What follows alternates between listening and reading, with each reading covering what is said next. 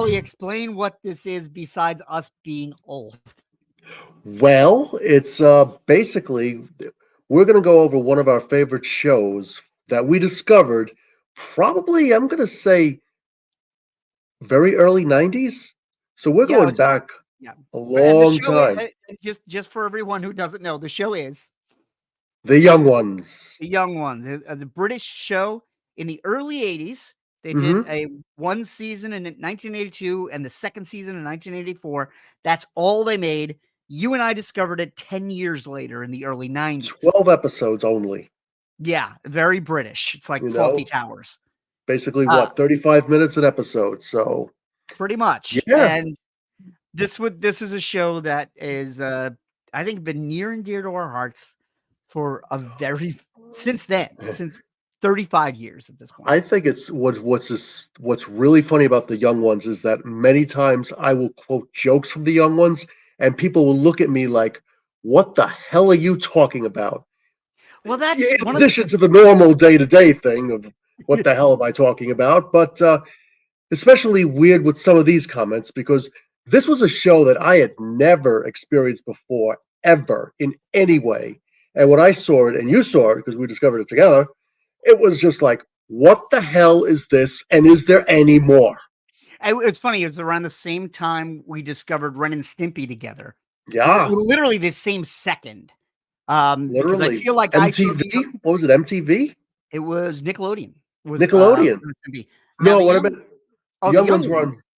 Yeah. Yeah, the young ones for me begins with on MTV. It was rumors I'd heard. I did not have cable, but this was in the Hmm. late 80s. You and I were both in high school together. We were at Right. Cathedral. And Hmm. one of my sister's friends was talking about it, and I think one of our other classmates, Neil, was talking about it. I was a friend of ours that was an Anglophile, and they said there was this crazy show about these four guys in a house that hate each other. And I didn't see it. I didn't have MTV at the time. By the time I got cable, which would have been like 1988, it was gone. So it was like this fever dream that someone else had seen. But then Correct. in the early 90s, Comedy Central started running it. And Hmm. then I was like, "Oh, this is that show I heard about." Yeah. And then once I saw it, you needed to see it, and once you saw it, we I was needed hooked. yeah, we That taped was it it. and watched it again and Yeah. again and again and again. Now, Howie, what about the show appealed to you right away? Well, what I really loved about the show is that I think with a lot of sitcoms that I had seen before, I don't want to use Three's Company as an example because I actually really did like that show for what it was with the Watch it innuendo now. and stuff. All right, yeah, probably, but I'm gonna say that the thing is that with the comedy shows that I watched way back in the day and still today, the thing is that the characters on the show usually like each other and have to work together towards a common goal that they do willingly, you know, and there's a, you know, violence is kept to a minimum, not encouraged, and you very few puppets. Uh, Very few. In the Muppet Very Show few rock ended. bands that just pop up in the middle of the show. That especially Yeah, one of them is my personal favorite. One of them. there I've are never seen anything like this. Never there saw anything like this. it's a sitcom, but there are puppets in the show. There are live bands in the show. There is stand up in the show, and it's not a variety show. It doesn't And it's not. start No. like a Saturday Night Live. It's just thrown into the plot, or sometimes not thrown into the plot. I remember back in the '90s. We were talking one time, and I think I said to you, "Is this stream of consciousness humor?" Because it just keeps going on and on from one thing to another. Like, where did that joke come from? That doesn't make sense, but I like it. Yeah, I think this, as I said, we came into this late. We weren't even the first round of Americans to see it, and these were the days when British shows took years to Yeah, air over sure. here. It wasn't like Doctor Who Hmm. Nope. appearing all over the world on the same night. But we weren't even on that first wave. But I think when we saw it in the early 90s, Yeah. as you were saying, you were coming out of 80s television, which was, Yeah. the family sitcom. Everybody was the You know, Brady Bunch in a way. with the exception of Married with Children, Yeah. but that was like the far extreme, like, you know, contradictory example. Yes, and your Married with Children podcast can run hundreds of episodes without me. I'll take the helm of that one. But when we started in the early Stop when 90s, Steve leaves. when we started in the early 90s, it was television was starting to change in America, and things like that were starting to happen because I feel like the watershed moment in the beginning of the 90s is The Simpsons starting in 89. Because The Right. Simpsons was that same thing of like, here's a cartoon that unlike anything we've ever seen. And that ripple effect just kept going and going. And one of the ways, there were two major ways that The Simpsons, I think, impacted television. One was that animation got older. And there's a lot we can talk about that from, Mm-hmm. Beavis and Sure. Butthead to Ren and Stimpy to Batman the Animated Series to South Park. Animaniacs. Yeah. Animate, Sure. yeah, exactly. Was animation got smarter and more for adults. But on the other Sure. side, sitcoms got a little meaner. Because right on top of The Simpsons, we get Seinfeld, and Yeah. Seinfeld was the first big sitcom I could see with fairly unlikable characters, charming characters, but not upstanding characters. Yeah, but here's the thing about where I think it separates a bit from the young ones. Seinfeld and Elaine and Georgia and Kramer, they still were friends. They still liked each other. They You did. know, these four, you know, they don't like each other. No, you Not get. one. You know, Well, no. I they're mean, 4 college students, and like that, they're in this house that dilapidated. supposedly is like a dorm. Really, it's like a dorm with 4 people in it. So you get there's no It's a backstory to this show. shithole. Yeah, it's the dirtiest set next to Sanford and Son. But they never say how any of these guys meet, but I always get the feeling that like on their first day of school, they were thrown into this house. Yeah, but the thing is that like you never really get the and this works to the show's credit. You never get the feeling that these guys. There's not a caring moment. There's not some sort of like, oh my God, like some heart to heart, some kumbaya, come to Jesus kind of thing. These guys are just completely off on each of their own whatever crazy causes, and they just kind of intersect with each other. And when one gets in the way of the other, the one is met with a smack to the back of the head or a pipe or a brick, whatever, and then there's a hamster running around. Yeah, this is the first sitcom where the main characters say to each other, "I hate you," in just about every episode. Yeah, and it works. It works to the actors and the writers' credit. It absolutely works. Well, I feel like, and we'll go into this as we're going to do 12 episodes. We're going to do an episode for each episode of The Young Ones. It's going to be Mm-hmm. a close-ended podcast. We'll probably do one to wrap everything up, but we're not doing more than 14. That's going to be it. So we'll get into the ins and outs of the characters and the plots or the lack thereof. But I always felt that The Young Ones was the world's only punk sitcom. It felt like it came out of England in the early 80s, and it had the attitude of punk where it was real loud, real hard, real violent, got in, got out, didn't spend too long on any ideas, and so much of it was about thumbing its nose at the structures of society. Exactly. Including the structures of the sitcom. So there's a lot of this that just attacks comedy and attack sitcoms, and we'll get into it as we get into each episode.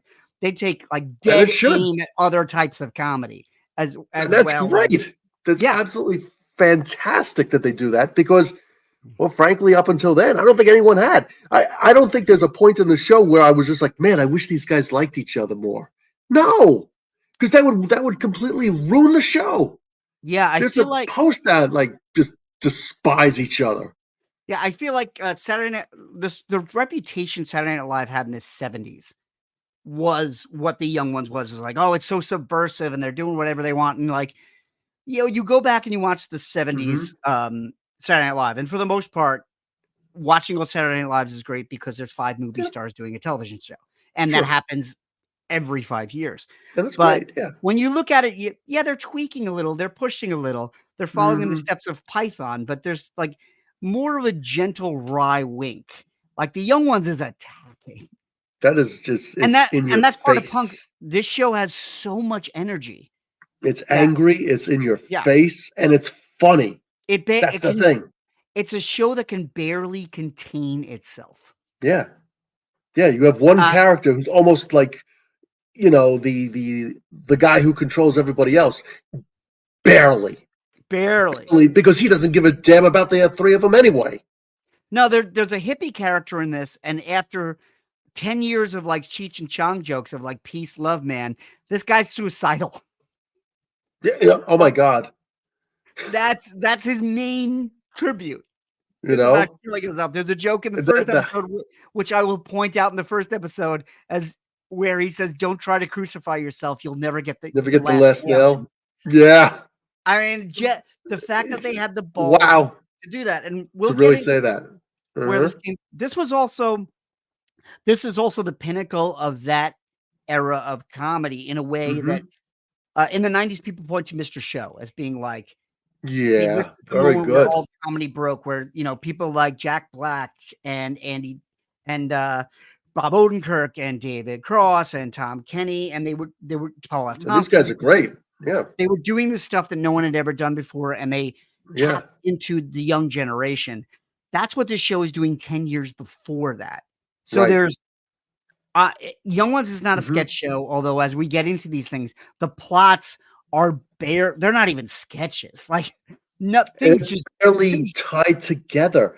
You get from one it's like you just get, like, from one, setting to another. How did hell did we even get there? Who the hell are these people? Why are they yelling at each other?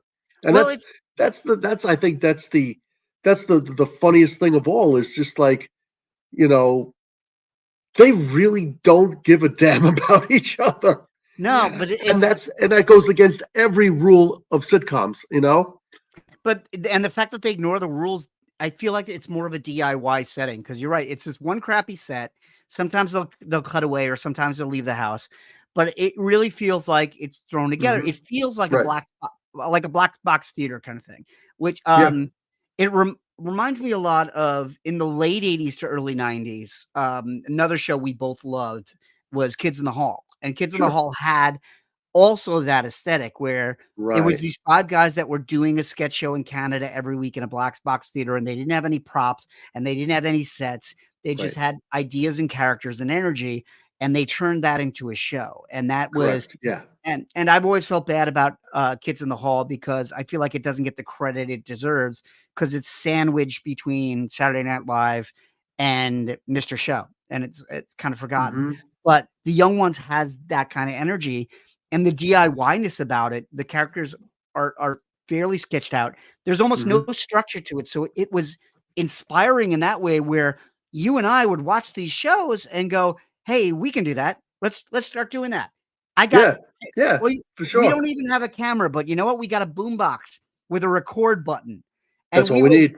we will hit the You record know? button, and I will pick up a guitar, and we would both yell into it, and we had You know? hours and hours. Some of it's actually good, and it was Some of it, you know? no, And some of it. it's you know what? It's not a bad thing that we had a boombox and not a video camera because hey, look, we're both not the prettiest guys who ever lived. We Hey, both got we're on you know camera now. Sit we both down. got a face for radio. And Listen, speak for yourself. But so the but thing, we also didn't have lights, we didn't have sets, we didn't have budget for anything. You you and know, I, famously between the 2 of us, wrote a movie that we couldn't shoot. So but it was so fun.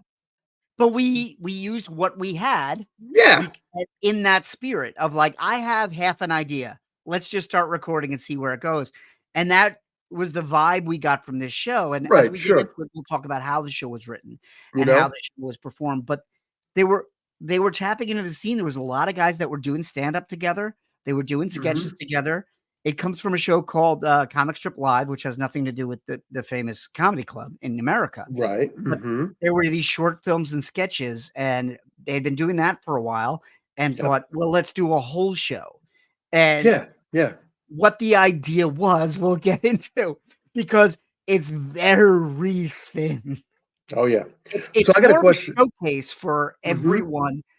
It does a great job of knowing what people are good at, and it Mm-hmm. showcases that person doing that thing every Right. week. Right. Whether or not it fits with the rest of the episode, they Mm-hmm. don't care.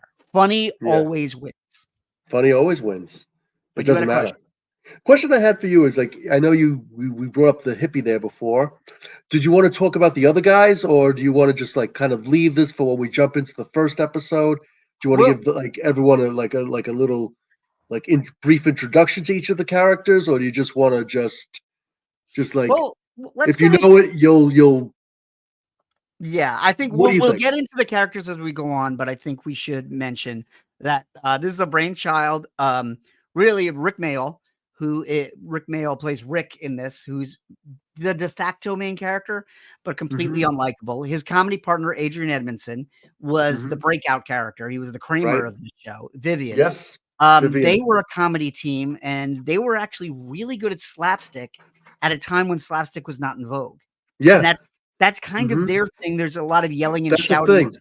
It's a Uh huh. pantomime, but they Yeah. teamed up with Lisa Mayer, who was Rick Mayall's girlfriend, who appears in a few episodes, but she also went on to write No Cure for Cancer with Dennis Leary, which was his breakout Really? in the 90s. Yeah. Okay. You know the things you're gonna learn. Oh my God. And then the final ingredient is Ben Elton. And Ben Elton was a stand-up Hmm. who was a punk Hmm. stand-up who was a great writer. And he appears in like little spots here and there. He's not in every episode, and he plays different Hmm. roles. Right. But he became a very big writer moving on from this. He became really influential to a whole generation. And then Nigel Planner was another guy they knew who plays the hippie Neil, who's got like a um, different energy. And then Chris Right. Ryan, who's older than everybody else and an actor. He wasn't like an improv guy. Right. That is plays Mike, and he has a very different energy, which I think completes that ensemble. And we'll Oh, it get. totally completes the ensemble because the thing is that you've got the three of them basically going crazy in their own different ways, Yeah. especially Vivian and Rick. But I mean, he basically kind of like holds them together. It's almost as if he's the straight man, but he's just as insane as Yes. the three others. I mean, he's Mike the cool guy, Yeah. but And and this he's is cool, but he's not very likable. no, but this, and then with them, and then Alexi Sale, who was majorly a stand-up, where they kind of in every episode, he's in the main credits. There's basically will be a scene in each of these episodes where Alexi Sale walks in and everybody walks away and just lets him go for like 3 minutes. Yeah, Like he just basically does stand up in the middle of the show. There is a live band in every episode, and the only reason there is a live band on the show was because the BBC would give them more money to be a variety show. Yep. There is no reason for any of these bands. There's no Most of them were reason. playing in their living room. Some major bands. And speaking of major talent, this was also a springboard for a lot of people getting their start. So you're going to see people in small roles that go on to huge things. You're going to see Emma Thompson. You're going to see Stephen Fry. You're going to see Hugh Laurie. Hugh You're going to see Laurie. Robbie Coltrane. Yep. Tony Robinson. Tony Robinson appears in this. Yeah, there are Yeah. some of the major stars. French and Saunders are both in this. Oh yeah. The major stars of Britain in the 80s and 90s all show up here in a way. It reminds me of to go Batman? back. No, Batman was a lot of guys at the end of their career who would wear makeup because Batman, as I've said many times, you got to wear Batman. I thought everyone, like all the celebrities back then, were like dying to be on Batman. They were, but it was all the run of the mill, like it was all the old guard. The Beatles are not on Batman. Sean Connery's not on Batman. Elvis is not on Batman. No, Sammy Davis Jr. is on Batman. Sammy Davis was? Yeah. Oh, yeah. He was. That's right. One of the guys that pops out of the window. That pops out of the window. Jerry Lewis. Yeah. But I was watching Batman, and obviously there's a billion Batman podcasts out there, and I could do Batman podcasts at the drop of a hat. But one of the things I've noticed about Batman in the 60s is when you get down to it, it's a man in his 30s beating up men in their 60s. Basically, yeah. one of whom refuses to shave his mustache. Yes, but that is a different podcast, You which we know, may do someday. yeah, But maybe. but there's a lot to get to with this, and we're Oh, really there's excited. so much. And here's the thing: we're gonna have a special guest every episode. There's a couple where That's it's gonna great. be the two of us. The episodes that are really near and dear to our hearts, we want to take up all the air in the room. But we're gonna have people that you know from Caffeinated Comics and people that have never been on Caffeinated Comics. This is gonna be people that I haven't spoken to in a long time, but I knew they loved it. Everyone I asked about this podcast either said, I have never heard of it, Mm-hmm. or I've heard of it, but I've never seen it. Or Right. there were a lot of people that just said, oh my God, this is one of my favorite shows ever, and I haven't seen it in years. Please, I want to see it. And people that are big in comedy now, and Mm-hmm. people that are just really good friends, and everyone who's coming on has a amazing sense of humor. That's wonderful. So I like to wrap humor. things, so to wrap things up, the Young Ones right now is hard to get. It Mm-hmm. is not streaming on any platform. This is YouTube. but yes, it is all illegal on YouTube. You can Yes. find all 12 Stuff. episodes illegally for streaming on YouTube. The DVDs have been out of print for a while. They re-released Blu-rays 2 years Mm-hmm. ago in England. They never came to the States. So right now, YouTube is your best bet. You can also buy them. You can buy them on Amazon Prime or Vudu or iTunes. I'm actually rewatching these from the copies I bought on iTunes. I'm trying to Uh, remember how I got my. I actually have the DVDs, and I'm trying to remember how I got this copy. Did you buy this for me? no, I think it came out, I think, in the early 2000s during the boom of Okay. DVDs. That was Okay. actually Okay. when we had lost touch because Mm-hmm. I remember buying the Blackadder, and I think a year later the Young Ones came out on DVD. Okay. So Then you must, everything came out on DVD. yeah, you bought it of At your that own point, volition. everything. And I You know, sold it when I sold my Young Ones when I went you streaming sold your forever. young ones. That's why I look like this. Actually, if I Very sold my Young Ones, I'd have so much more money. good. I got two of them. They go to school. They eat. No. And here comes the FBI in the right through the back door. So this podcast will not be weekly. We're not going to burn through these. We're looking at probably every 2 weeks we'll do one. And it'll be video and audio. It'll be on the Radio Misfits Podcast Network. I talked to Edward, who runs the network, to get his advice, really, of should this be the next 12 episodes of Caffeinated Comics? And he said, oh my God, I love the Young Ones. Do it as its own thing. So Great. welcome to the old Young Ones. I So, am so happy because so I thought that maybe we were going to do. I'm so sorry. What were you going to say? No, you should go first. No. I was do. going to wrap up the show, so you should go first. All right. Before I thought at one point when I had suggested to you that, hey, let's do the young ones. I thought, okay, we're going to do an hour long of, one show, one topic, and that would be it. But there's so much to cover. There's so much to cover, and actually, one of the things that we'll talk about when we do each episode is both of us are on a Facebook Young Ones fan page. You will not believe how passionate Young Ones fans are. They love their show. And we will be posting the show on that Facebook page. If you're a huge Young Ones fan and you're excited because somebody's actually talking about the show that no one talks about anymore, you can go to Young Ones Funniest Quotes. That's a Facebook group. That I think that's what really kicked in the nitro for this podcast too. Because I think so. Yeah, there's a lot of good people on that. Yeah. On that page, and they know their jokes, which is really yes. they So know their stuff. They're and good we'll be going through these jokes in detail, so we'll be covering a lot of their memes. for sure. So for the next show, Mhm. we'll put out an announcement. It should be in a couple weeks, but it will be Demolition. So the pilot episode of the Young Ones, where they live in a very different house. You can find it, as I said, on YouTube if you want to pay for it and get a better copy. It's still shot on videotape. You're never going to get that good a copy. Mhm. Again, it's like watching Sanford and Son. There's only so much resolution you can get out of the Young Ones. Maybe you'll have it on VHS. If you have it on VHS, you're not missing much. But we will talk to you to talk about the very first episode, Demolition, and we hope you will join us then. Please do. Because we may not be the young ones.